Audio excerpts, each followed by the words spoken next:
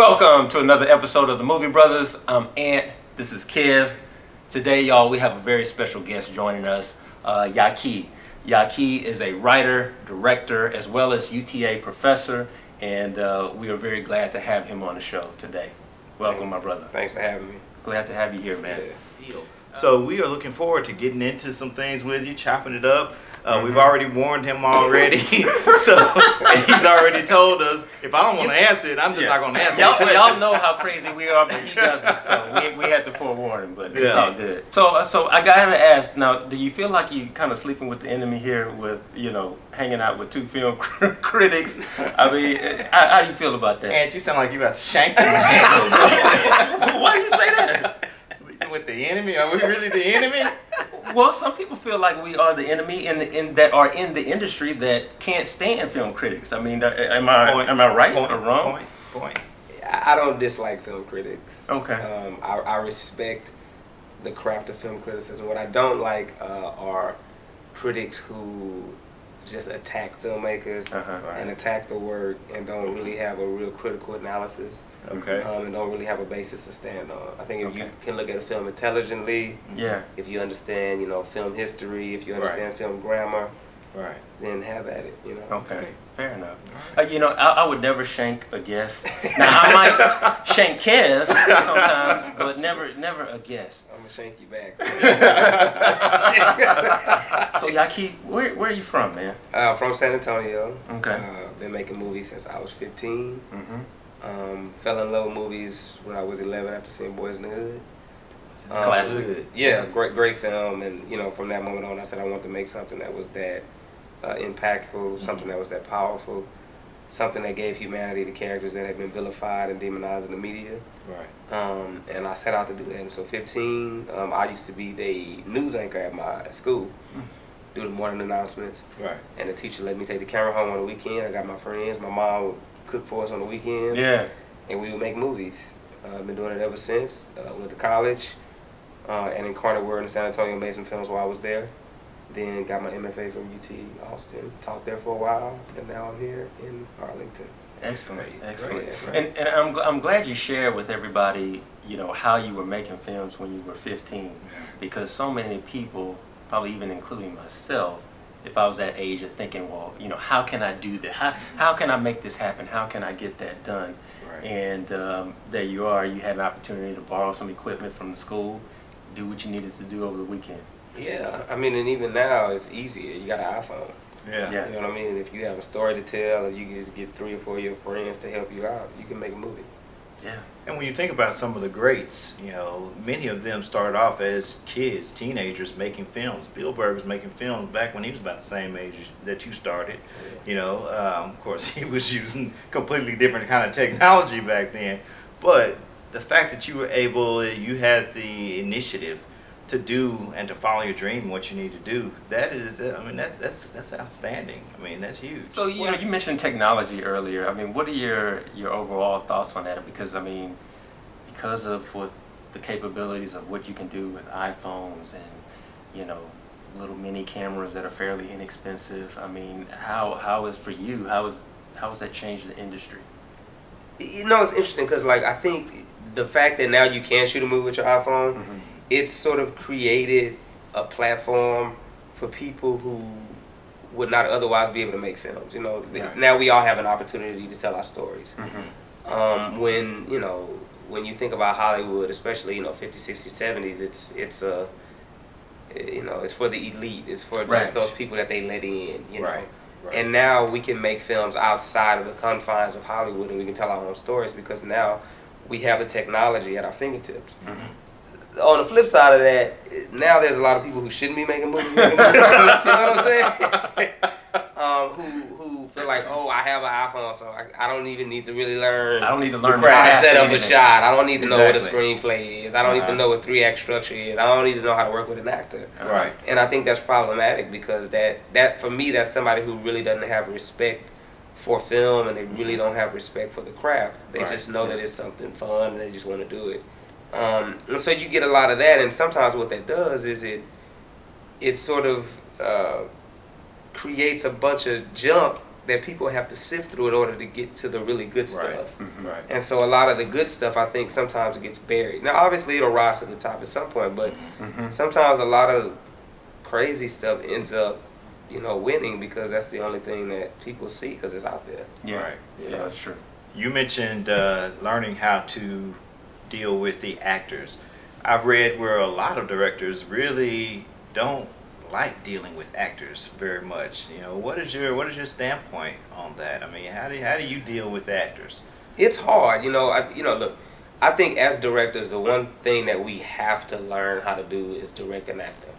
That, if you think about it, when you watch a movie, right, the thing that you get connected to the people that are on the screen. Right.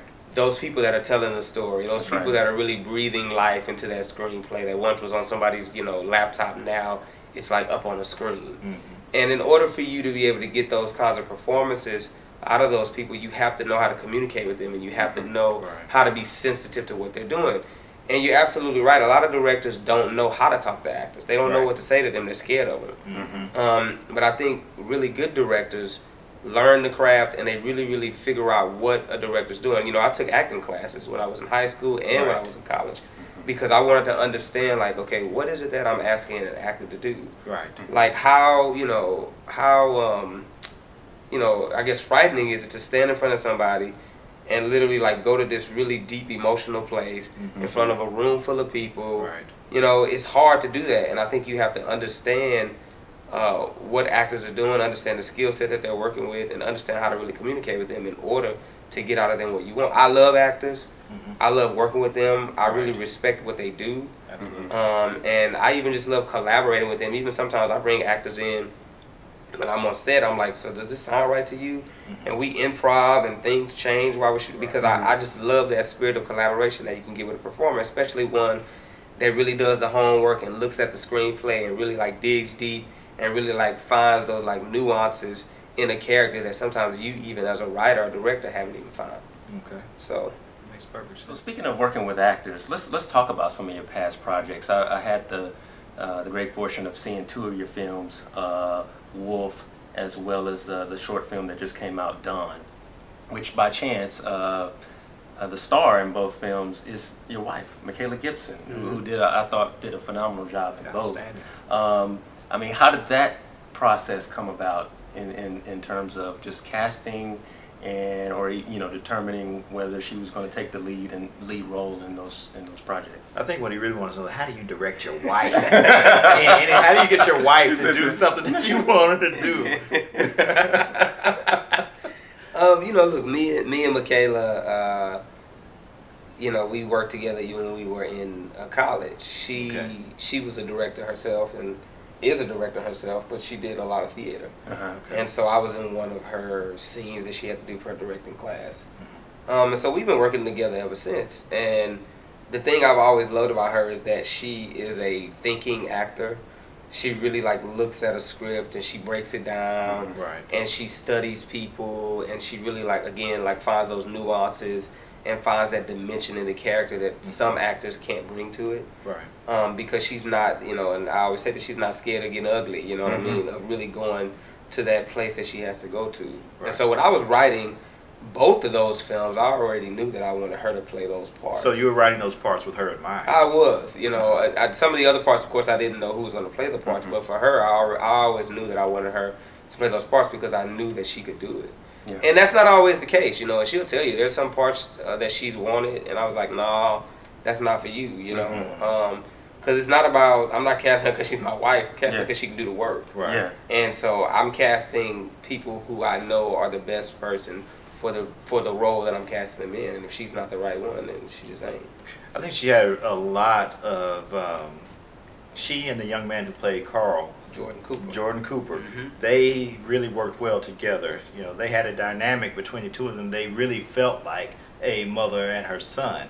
You really got kind of connected with that. And I was even telling Aunt, that looked like that might be her son for real. So that is basically testament to how good a job she really did. And even Jordan Cooper in and of himself, I mean, he was very, very powerful. in a role that had to be very challenging for a young man to delve into. Yeah, I mean, the one thing that I like to do, I don't do like what you call consider traditional rehearsal.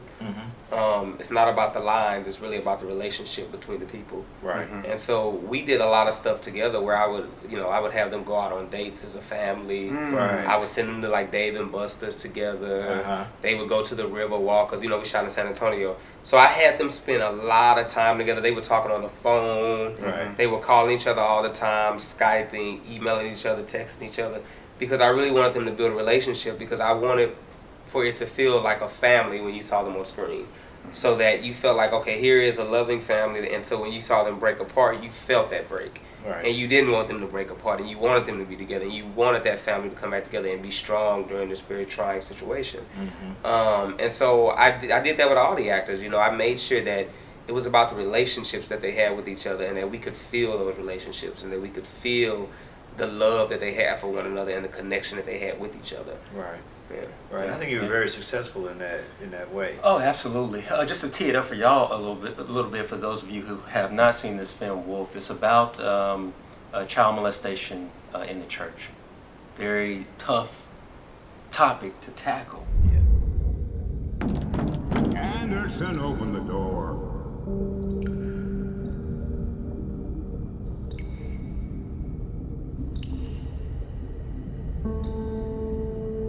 Come to me. You come to Daddy now.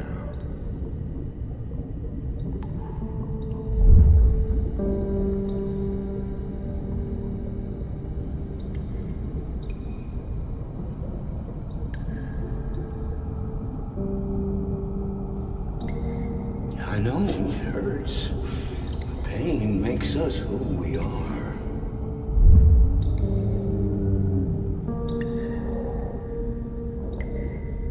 You see, nothing good has ever been accomplished without bloodshed.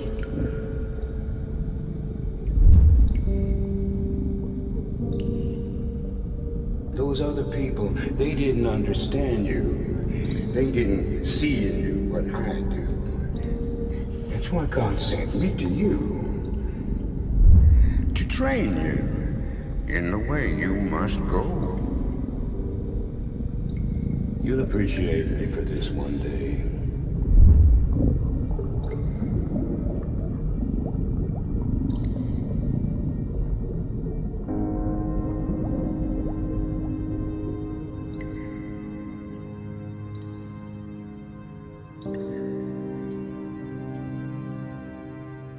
What I really enjoyed about the film was that it doesn't have to be just a picture about child molestation in the church. There are a lot of issues that you bring up, and that you handle with a very deft hand. And, issues from, the role of the black male in the in the family, rather, okay? The role of the father figure in the family, and how that plays into it. You've got a little bit of Stockholm syndrome going on, between, the character and, these characters a lot of times don't want to roll over or snitch or tell on the people who are actually,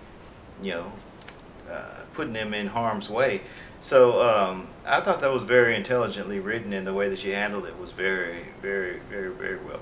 And that was important. I think that film could easily be one of those films where you're pointing fingers at everybody. And, right. Oh no, he's just the devil, and and it's like, no. I mean, things are more complicated than that. No, it wasn't an indictment on religion or the No, church. not at all. Not at all. Exactly, and I think things are much more complicated than that. And so as I was writing it, I mean, it took me a long time to really figure out how I wanted to tell the story, because I wanted to make sure that it did have all of those layers in it. Right. And that it wasn't just, okay, this is, the church is wrong, but the family, no, it's Right. like we all played a part in this. Mhm. And once this goes down, there's so many other issues that are going to come up to the surface that we've been suppressing. The fact that Dad really doesn't even, talk to his son much. He doesn't know his son. Doesn't know his son at all. And all this does is brings that up to the surface. There's Right. all of these things. And so I want to make sure that I handled it in that way. Yeah, and I think that you did, and I'm glad you didn't go the route of the church is bad. You know,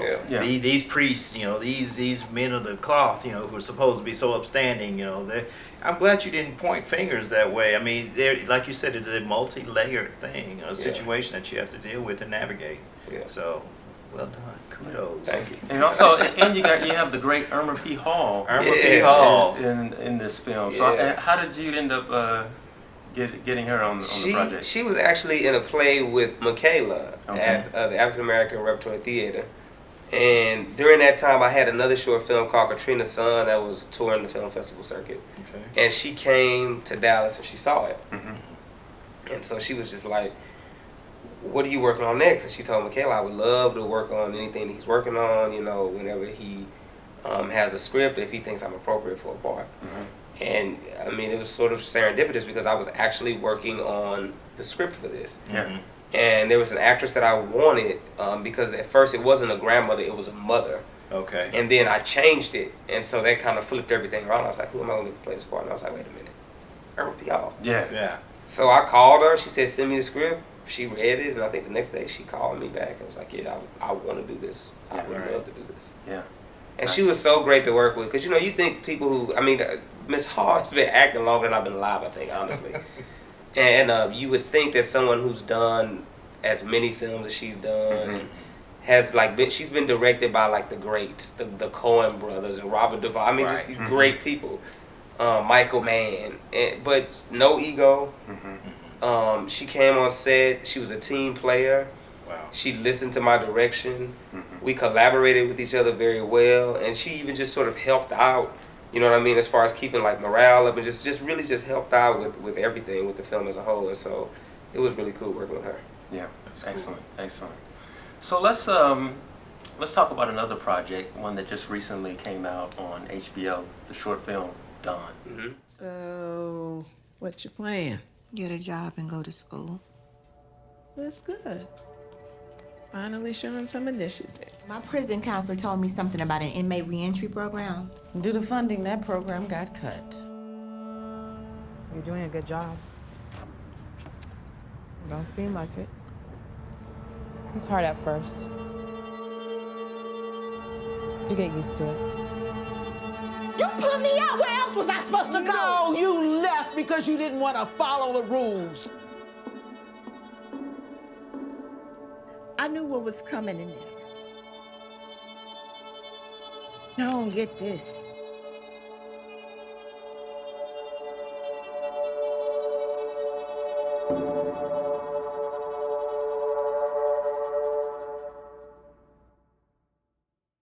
Tell us a little bit about Dawn. Dawn is the story of a woman who is released from prison and her struggle to readjust to life on the outside. And I think of all of my films, it's probably the most personal because it is loosely based on my sister, Mm-hmm. Okay. who over the last maybe 12 years has been in and out, maybe 8 to 10 of those. You know, in 2, out 1, back in 3, out 6 months, back, that whole thing. Right. And this last time when she got out, which was 2 years ago, I saw for the first time that she really wanted to change. You know, she was like, you know, and now I'm gonna go to school. Right. I'm gonna make amends with the family. You know, I'm gonna do what it is that I have to do to become a better human being. And I watched her really sort of want to do that, but then I watched her struggle to do that because things did not go the way that she had planned. Right. You know, I think in prison she was told that if you do 1, 2, 3, 4, 5, it's going to equal up to 6 or whatever. Mm-hmm. And it didn't. You know, it was more difficult. And we all know that you can do all the right things and still get results that you don't want. That's right. Absolutely. And sometimes when you don't have coping skills, that really can like, it jolts you, man. It like emotionally jolts you and you just don't know what to do. And it did that to her, and she tried and tried and tried, but it just, things didn't go the way that she planned, and so she kind of, you know, faltered and kind of ended up going back, you know. Right. Yeah. And I wanted to make a movie about that because I don't think people really realize how difficult that transition is, Yeah. you know. People have been, you know, in prison, have lived a certain lifestyle for so long, Institutionalized. have been institutionalized, and then you get out and you're expected to just like miraculously like figure out another way of life. when no one's ever really taught you those things. Right. And not only that, you know, as African Americans, we already know that a lot of us, and I hate to say this, but we've been institutionalized before we even go to prison. That's true. That's true. And even when we're out, we were never taught those things, taught a certain way to live and taught how to survive, because we were always in sort of survival mode, but not taught the right way. Exactly. Not taught things to do the right way. And so, you know, that, it was just hard for her. So anyway, I wanted to make a movie about that, you know. Yeah.